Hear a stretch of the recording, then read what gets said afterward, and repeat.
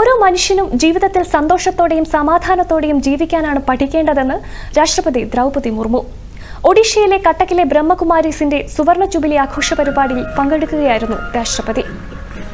ഇന്ന് ആളുകൾ ഭൗതിക സുഖങ്ങൾക്ക് പിന്നാലെ ഓടുന്ന കാഴ്ചയാണ് എങ്ങും കാണാനാകുന്നത്. സമാധാനം നിലനിൽക്കുമ്പോൾ മാത്രമേ വികസനം സാധ്യമാകൂവെന്നും രാഷ്ട്രപതി പറഞ്ഞു.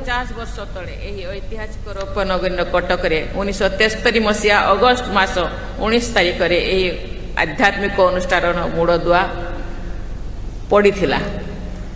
फाउंडेशन स्टोन ले किए थे 1973 में।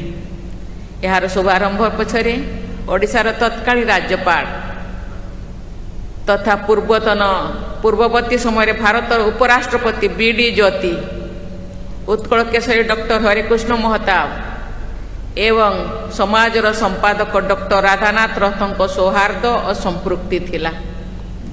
അഹിംസ, സമാധാനം, സൗഹാർദ്ദം, സാഹോദര്യം, സഹിഷ്ണുത എന്നീ ഭാരത മൂല്യങ്ങൾ രാജ്യത്തും വിദേശത്തും പ്രചരിപ്പിക്കുന്നതിൽ ബ്രഹ്മകുമാരീസ് വഹിക്കുന്ന പങ്കിനെയും രാഷ്ട്രപതി അഭിനന്ദിച്ചു.